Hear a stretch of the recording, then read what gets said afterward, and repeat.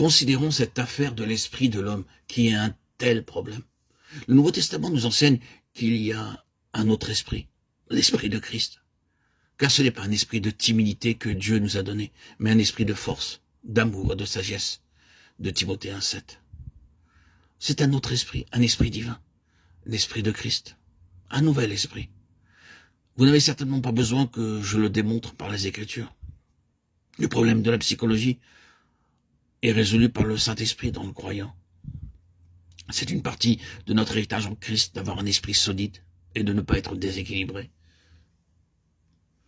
Nous n'irons pas plus loin avec cela parce que nous avons beaucoup de choses à voir. Concernant cette question des relations humaines, ce que nous appelons la société, les relations entre les gens sur cette terre, est-ce que Christ ne l'a pas résolu? Il y a un témoignage lorsque les enfants de Dieu venant de plusieurs pays se réunissent ensemble. Il n'a pas changé nos tempéraments, il n'a pas fondamentalement changé les individualités, il n'a pas anéanti nos personnalités dans leur diversité, il n'a pas mis de côté nos différentes nationalités, mais il nous a fait devenir un. Nous avons une vie, nous avons un langage, toutes ces choses qui nous séparent humainement étaient dans la vieille humanité, et elles sont réglées en Christ. Oh, que nous reconnaissons cela bien davantage.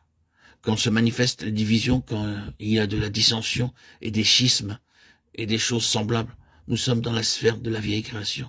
Nous ne sommes pas dans le royaume de Christ. Il a fait dans son humanité une entité corporative différente. C'est une chose merveilleuse, cette entité corporative. Le nouvel homme, Éphésiens 2,15. Il n'y a ici ni grec, ni juif, ni circoncis, ni incirconcis, ni barbare, ni scythe, ni esclave, ni libre, mais Christ est tout et en tous. Colossiens 3,11. Tous sont un. Il y a un nouvel homme. Le problème social est résolu en Christ. Ensuite, il y a cette question de la race, des races sur la terre avec tous les conflits liés à ce problème. Oh. Je ne comprends pas les gens qui s'appellent eux-mêmes chrétiens avec leur Nouveau Testament à la main et qui font de la ségrégation raciale. Je comprends les problèmes, mais je crois qu'il y a une autre manière de régler le problème du racisme. Je pense que c'est en parfaite contradiction avec le Nouveau Testament. Il me semble qu'il le dit très clairement. Le Nouveau Testament enseigne l'unité du corps de Christ, où il n'y a ni grec, ni juif, ni coloré, ni blanc. C'est une chose impossible. Il ne peut en être autrement. Cela ne marchera pas. Sinon, très bien, alors éliminez le Nouveau Testament et cessez de vous appeler vous-même chrétien. Cette chose est résolue en Christ. Tout cela a été démontré possible et réalisable en lui.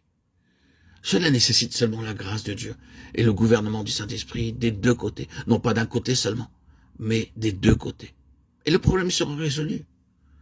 Cela peut nécessiter de la patience, des ajustements, mais la base, c'est qu'il nous a tous baptisés dans un esprit et dans un seul corps, que nous soyons esclaves ou libres, ceci ou cela.